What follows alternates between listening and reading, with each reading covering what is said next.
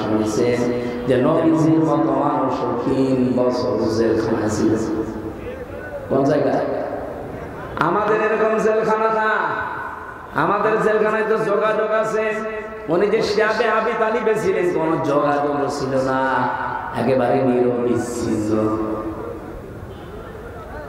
আমি জালেম সরকারের সময় 3 বছর পর একটা ট্রান্স পেয়েছিলাম মাত্র। জেলা কারাগারগুলোর অবস্থা আমি ভালো জানি না, কারণ ওখানে বেশি দিন ছিলাম না। কিন্তু আমি যেখানে ছিলাম গাজীপুরের হাই সিকিউরিটি কাশিমপুরে, এখানে তাদেরকে নিয়ে যাওয়া হয়, বিশেষ করে আলেম ওলামাদেরকে। এদের সাথে এমন আচরণ করার জন্য উপর থেকে নির্দেশ দিত, ওরা যা নির্দেশ দিত তার চাইতে 10 ডবল বেশি করত। ওরা বলেছিল এদেরকে যোগাযোগ বিচ্ছিন্ন রাখবা, ওরা তাই করেছে। এত কাকুতে মিনতি করতো, আলেমরা দেখতাম ঈদের সময় আসলে বলতো 5 মিনিট একটু কথা বলতে দে। জেলা সোফার দেবদোলা আর সুব্রত বালা, দুটোই তো আল্লাহ বলি নাকি। এরা বলতো না, আপনাদের সাথে বাইরের যোগাযোগ বিচ্ছিন্ন, আপনারা বেঁচে আছেন না মরে গেছেন কেউ জানবে না, আপনি থাকেন। অথচ মার্ডার মামলার আসামি, ফাঁসির আসামি, ওরা 7 দিনে একদিন 10 মিনিট করে সরকারের টেলিফোনে কথা বলে বাড়ি দিয়ে। আর আমরা 76 জন আলেমকে দেখেছি এদের জঙ্গি নামে মামলা দিয়ে 3 বছর 5 বছর নিরবিচ্ছিন্ন যোগাযোগ বিচ্ছিন্ন। কথা তো বলতে পারবেনই না। 24 ঘন্টা একটা ফাঁসির কন্ডেম সেলের ভেতরে তালা লাগিয়ে কারারক্ষী দিয়ে বা সিসি ক্যামেরা দিয়ে রাখে, একটা জিন্দা কবরস্থান। এই কঠিন যন্ত্রণার দিকে তাকিয়ে মাঝে মাঝে মনে হতো নবীজিকে আবু জেহেল আবু সুফিয়ান ঠিক এইটাই করেছিল। নবীজির মতো এত বড় সৎ চরিত্রের মানুষকে যদি 3 বছরে কঠিন কষ্ট দিতে পারে, তারা আত্মসমর্পণ করে যে যত বেশি এগিয়ে যাবে তাকে কাফের লাঠি ওই কষ্ট দেবে। বাংলাদেশে দেয়নি। আমিও চিন্তা ভাবনা করেছি এই ইতিহাসের সাথে। এই 54 বছর বাংলাদেশে আমরা 92% মুসলমান বাস করি, অথচ এই দেশে 54 বছর চেষ্টা চালিয়ে যাচ্ছে শান্তি শান্তি শান্তি দেওয়ার জন্য। বাস্তবে দেখেন শান্তি তো নেই, আর অশান্তির দাবানল বাড়তেছে। বলেন বলেন। আমি একটা চিন্তা করেছি যে শান্তির কারণ আসে না কেন। ওই জামানায় যে 42 জন নেতার নেত্রী দায়ী ছিল, আমাদের এই দেশেও আপনি তাকান 56,000 বর্গ মাইলের ভেতরে ঠিক 42 জনের মতোই দায়ী শান্তি না আসার পেছনে।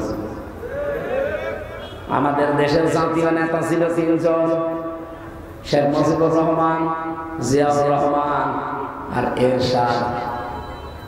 জাতীয় নেত্রীও ছিল আমাদের দেশে 3 জন, হাসিনা, খালেদা, রওশন। মিলে যাচ্ছেন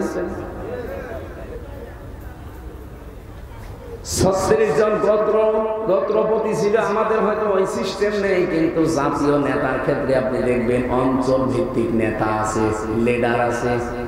আপনাদের জেলাতে একজন ছিল তোফায়েল আহমেদ, তোফায়েল নাকি জানি নাসি। পাবনাতে একজন ছিল। এভাবে আপনি বিভিন্ন জেলাগুলো মিলান, হয়তো 2-3 জেলা মিলে একজন পাবেন। এই সিরাজগঞ্জ, পাবনা, নাটোর মিলে যে 2 জনের নাম আমরা বেশি শুনতাম, এই নাসির সাহেবের আর ওদিকে পলক সাহেবের। কি কথা বলেন? 8টা বিভাগ আছে বাংলাদেশে, আপনি ভাগ ভাগ করে দেখবেন, আমার মনে হয় 36 জন হয়ে যাবে, আরো বেশি হতে পারে। আমি চিন্তা ভাবনা করে দেখছি এই 42-43 জন যারা আমাদের দেশে, এই 54 বছরে এদের কারণে শান্তি কায়েম হয় না। কারণ যত অপকর্মের মূল হোতা এরা। এই দেশ থেকে যে তামা পাচার হয়, সোনা পাচার হয়, রূপা পাচার হয়, দস্তা পাচার হয়, করে কি সলিমদ্দি কলিমদ্দি ওই 42 জন। ওদিকে টেকনাফ থেকে শুরু করে তেতুলা পর্যন্ত 1150 কিলোমিটার আপনি মাপেন। টেকনাফ থেকে শুরু করে ওখানে আল্লাহর ওলি বসে আছে আব্দুর রহমান বদি, বাবার ব্যবসা করে কিসে ওর পরে আপনি আসেন বান্দরবনে, এরপরে চট্টগ্রামে।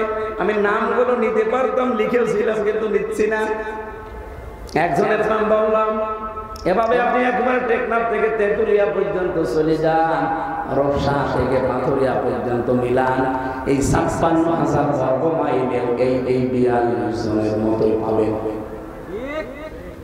আমার তো মনে হচ্ছে আগস্টের ৫ তারিখের পরে এই ৪২ জনের অধিকাংশ গুলো কেউ মরে গেছে, কেউ বিদায় নিয়েছে। এই জায়গাগুলো এখন আর ৪২ দখল করেছে। সিরাজগঞ্জের একজন আছে, তার কথাবার্তাও ঠিক ওদের মতোই, নাম কিন্তু সুন্দর কিন্তু কথাবার্তা নাস্তিকের মতো। কথা বলছেন আপনি, এত সুন্দর নাম নিয়েছেন মুসলমানের, অথচ মুসলমানের যে কৃষ্টি কালচার ওগুলো আপনি বিশ্বাস করেন না, আর ক্রিটিসাইজ করেন। বাংলাদেশের মানুষ কিন্তু ভালো ভালো মন্দের মন্দ বুঝে ফেলেছে এরা। তারা শরিয়া আইনে দেশে প্রতিষ্ঠা করতে চায় না, বিশ্বাস করে না। এ জাতি এখন টের পেয়ে গেছে। হয়তো এ জাতি বদর দেখে নাই, কিন্তু সামনে দেখবেন। বদর আমরা দেখেছি, বলেন বলেন, কিন্তু বদর এবার দেখবেন। আমরা যে বারবার এই যে বলে আসছি এতদিন যে ভোট এবার না, এবার ভোট যুদ্ধ হবে। ভোট না, কি হবে? ভোট যুদ্ধ। বদরের ময়দানে যে যুদ্ধ হয়েছিল আপনি দেখেন, তাকিয়ে বাবার বিরুদ্ধে সন্তান অস্ত্র ধরেছে, স্বামীর বিরুদ্ধে স্ত্রী অস্ত্র ধরেছে। কথা বলা যাবে। এবার আপনি ভোট যুদ্ধে দেখবেন অনেক সন্তান তার বাবার বিরুদ্ধে দাঁড়িয়ে যাবে, অনেক স্ত্রী তার স্বামীর বিরুদ্ধে দাঁড়িয়ে যাবে। কারণ এটা বদরের ময়দানে। ওই জামানায় ইসলাম থাকবে না থাকবে না এইরকম একটা পজিশন তৈরি হয়ে গিয়েছিল। বাংলাদেশের এখন ঠিক এটা চলছে। এবার যদি ইসলাম থাকে থাকবে, না হলে আমাদের ষড়যন্ত্রের ভাব পেতে আছে। বিজয় যদি আমরা হতে না পারি, আল্লাহর কসম ইসলাম কিন্তু বিজয় বিদায় করার সব আইন ওকে করা আছে। এই জন্য আমাদের সামনে এটা শুধুমাত্র ভোট না, এটা ভোট যুদ্ধ। যুদ্ধের ময়দানে যেমন শুধু তসবিহ নিয়ে হয় না, হয় যুদ্ধের ময়দানে গেছেন আপনি তসবিহ হাতে করে সুবহানাল্লাহ সুবহানাল্লাহ হবে, হবে না? তার প্রমাণ কি? শাপলা চত্বর, কথা বলেন না। ওটা যুদ্ধের ময়দান ছিল, আপনি কি নিয়ে গেছেন? তসবিহ নিয়ে যায়, নামাজ নিয়ে গেছে। ওখানে তসবিহ যায় নামাজের কাজ ওরা নিয়েছে যারা, সেটার পরিবর্তে আপনি কিছু নিয়ে যেতে পারতেন। যদি একটা লাঠিও নিয়ে যেতেন বাঁশের, তাও তো নিজেকে সেভ করতে পারতেন। কোরআনে কারীম আমাদের এই শিক্ষায় দিয়েছে, ওয়াইদু লাহুম মাসতাতাতুম মিন কুওয়াতিন ওয়া মিন রিবাতিল খায়র ইলা আখির আয়াত। হে নবী, ইসলাম ধ্বংস করার জন্য ওরা যেটা হাতে নিয়েছে, আপনি ওইটা উল্টিয়ে ইসলামের পক্ষে কাজে লাগান। ওরা আজ ইসলাম ধ্বংস করার জন্য মিডিয়াগুলো হাতে নিয়েছে। দেখেন আগস্টের ৫ তারিখের পরে শয়তানের যত মিডিয়া সব এখন মুনাফিকদের হাতে। কথা বলেন না কেন? আর আমাদের হাতে কি আছে? আমরা চাই অবিলম্বে দিগন্ত টেলিভিশন, ইসলামিক টেলিভিশন, এগুলো অতি সত্বর খুলে দেওয়া হোক। এটা চান না আপনারা? আওয়াজ তোলা দরকার। দায়িত্বে যারা আছে সারা বাংলাদেশে এটাই আওয়াজ তোলা দরকার। ১ বছর ২ মাস হয়ে গেল, কি তদন্ত করেন আপনি? মিডিয়া না থাকলে ওরা মিথ্যাকে সত্য বানিয়ে প্রচার করবে। কারণ আমরা শুনেছি যে একটা কথা নাকি বারবার ১০ বার বললে মিথ্যাও সত্য হয়ে যায়। ওরা এতদিনে সময় টিভি, ৭১ টিভি, ডিবিসি টিভি দিয়ে তাই করেছে। একটা মিথ্যা কথাকে ১০ বার, ২০ বার, ৫০ বার বলতে বলতে ওটা সত্য মনে করেছে মানুষ, পরবর্তীতে ওইটার উপরে বিচার করেছে। এই কথা বলাটা কেন? আল্লামা সাইজির নামে যে বিচার সাজিয়েছে, ওনার নাম আপনি এখনো দাখিল পরীক্ষায় দেখবেন লেখা আছে দেলাওয়ার হোসাইন সাইদি, অথচ তার নামে বিচার বানিয়েছে দেওয়ান শিকদার। কোথায় দেলাওয়ার হোসাইন সাইদি আর কোথায় দেওয়ান শিকদার? আকাশ পাতাল। এই মিথ্যাটাকে নেওয়াই লাগবে না, আর নিরাপদে বসে বসে কোরআন শোনা যাবে। এটাকে ভয়ের পরে আল্লাহ নিরাপত্তা, শান্তি, স্বস্তি দেবে। কি মিলছে না? বলেন বলেন, এখন কি করা লাগবে আমাদের? আল্লাহ বলেন তোমরা আল্লাহর ইবাদত করবা একনিষ্ঠ ভাবে এবং তার সাথে কোনো কিছুকে শরীক করবা না। আজ এই দেশে যারা বিভিন্ন জিনিসের পূজা করেন, আমরা কোরআনের অনুষ্ঠানগুলো থেকে তাদেরকে আহ্বান জানাই, দাওয়াত দেই যে মাটির তৈরি করা মূর্তির কাছে মাথা নত না করি, এই মাটির মালিকের কাছে আসেন মাথা নত করি। যে জিনিস নিজে দাঁড়াতে পারে না, যার পেছনে ফাঁস দেওয়া ছাড়া খাড়া হয়ে থাকতে পারে না। আপনি বাংলাদেশের যত মূর্তি আছে একটু দেখেন, আমি ছোট করছি না তাদের ধর্মকে, তারা তাদের ধর্ম মানুক, কিন্তু তাদের বিবেকের কাছে আমার প্রশ্ন, এই দেশে আজকে লক্ষ লক্ষ মূর্তি বিভিন্ন জেলাতে, বলেন তো একটা মূর্তিকে পাবেন পেছনে বাঁশ দেওয়া ছাড়া খাড়া হয়ে থাকতে পারে? বাঁশ ছাড়া জীবনও খাড়া হয়ে থাকতে পারবে না। তার জায়গা মতো বাঁশ দিয়ে দেখবেন খাড়া করে রেখে দিয়েছে। আল্লাহ উদাহরণ দিয়েছে যে একটা মশা পড়লে মশা দাঁড়াতে পারে না, একটা মাছি পড়লে মাছি দাঁড়াতে পারে না। তাদের কাছে তুমি মাথা নত করো, তোমার বিবেকের উপরে কি? এখানে আহ্বান জানাচ্ছি, আসেন মাটির তৈরি করার জন্য জিনিসের সামনে মাথা নত না করে দাওয়াত দিলাম, আসেন মাটির মালিক যিনি মহান রব্বুল আলামিন, তার সামনে কথা বলি। এ দাওয়াত আমরা দিতে পারি না? তারা হয়তো অজ্ঞ না জেনে এগুলো করতে পারে। আপনি যদি একটু বিবেকের কাছে তাদের নাড়া দেন, দেখবেন পরিবর্তন হয়ে গেছে। যশোরের অধ্যাপককে পেয়েছিলাম, উনি বিসিএস ক্যাডার, ওনারে বলেছিলাম স্যার আপনার ইসলাম কবুল করা লাগবে না, শুধু আমার এই কোরআন শরীফটা ইংরেজি হোক বাংলায় হোক আপনি একবার বুঝে বুঝে পড়বেন। ও আল্লাহ 3 মাস পরে দেখি আল্লাহর বান্দা নিজের থেকে বিবেকের ধারণায় মুসলমান হয়ে গেছে। আজকে দেশে যেহেতু অন্যান্য ধর্মের মানুষ খুব বেশি না, আপনারা মাত্র 8 ভাগ আর আমরা 92 ভাগ, 8 ভাগ মানুষকে দাওয়াত দিচ্ছি, ফিরে আসেন আপনারা। আমরা আল্লাহর ইবাদতে মগ্ন হয়ে যাই। আল্লাহ যে ওয়াদাগুলো করছেন, ভয়ের যে সংস্কৃতি আছে দাদাদের ভয়, আরো বিভিন্ন সাদা চামড়াদের ভয়, সব ভয় দই করে শান্তি, স্বস্তি, নিরাপত্তা দিয়ে আল্লাহ আমাদের 56,000 বর্গ মাইল ঢেকে দেবে। এটাকে আমি বানালাম।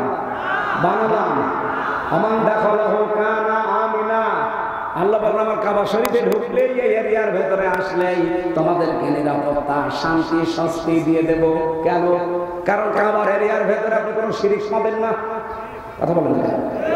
আমরা যদি বাংলাদেশকে বহিঃশত্রু থেকে মুক্ত করতে চাই, যদি দুশ্চিন্তা থেকে, ভয় থেকে, আতঙ্ক থেকে এই দেশকে যদি শান্তির আবাস ভূমি বানাতে চান, এই দেশের শিরিক বন্ধ করা লাগবে। কি কথা বললেন না কেন? এরপর আল্লাহ বললেন কাফারা ফাতা যালিকা। এতগুলো কথা বলার পরে কেউ যদি উল্টা দিকে ফিরে যায়, ফাউলাইকা হুমুল ফাসিকুন, সেই জ্ঞান পাপী, সেই ফাসিক, সে হচ্ছে দুষ্কৃতিকারী। ওয়াকিমুস সালাতা ওয়া আতুজ যাকাত, যদি ওই পরিবেশ তোমাদের সামনে এসে যায় তাহলে নামাজ কায়েমের ব্যবস্থা করবা। আরে দায়িত্ব আমি দিয়েছি এই জাহিদুর রহমানের মতো 151 জন যখন সংসদে যায় তাদেরকে, আল্লাযীনা ইমাক্কান্নাহুম ফিল আরদি আকামুস সালাতা ওয়া আতুজ যাকাত, এরা গেলে প্রথমে এই আয়াতটা মানবে, নামাজের বিল আনবে, যাকাত ভিত্তিক অর্থনীতি দেশে কায়েম করে দেবে। আর যাদের টাকা ব্যাংকে ছাতা পড়ে যাচ্ছে, ছাতা পড়বে না, এককালীন দানের মাধ্যমে, যাকাতের মাধ্যমে ঠিক গরিবের হাতে হাতে পৌঁছে যাবে। কি করে শান্তি নিয়ে আসা লাগে, এগুলোর ঔষধ তো আছে, শুধু অ্যাপ্লাই করা লাগবে। এক কথা বলো না কেন? ওয়াতিউর রাসূলা, রাসূলের আনুগত্য করো। জীবনের কোন জায়গায় বিশ্ব নবীর আদর্শ বাদ দিয়ে অন্য কারো আদর্শ মেনে নিও না। কি করা হবে না আল্লাহ কোন প্রহামন আশা করা যায় তোমাদের উপর আল্লাহর রহমত নাযিল হবে। আল্লাহ রাব্বুল আলামিন তার আয়াতগুলোতে আমাদের যেটা দিতে চেয়েছে, আসেন আমরা খাঁটি ঈমান এবং আমলে সালেহের ভেতরে নিজেদেরকে নিমগ্ন করি। আল্লাহর ওয়াদাগুলো বাস্তব জীবনে কয়েকটা দেখতে পাচ্ছি, বাকিগুলো যেন দেখতে পাই। বলেন আমিন। এই কয়েকমাত্র জায়গায় অনেকক্ষণ দাঁড়িয়ে আছেন, বসে আছেন, আপনাদের দিকে তাকিয়ে আমি আর আগাতে পারছি না, এর উপরে পর্যন্ত থাক। আল্লাহ আমিন। লা ইলাহা ইল্লাল্লাহুল আযীমুল হালিম, লা ইলাহা ইন্নী কুনতু মিনাজ জালিমিন।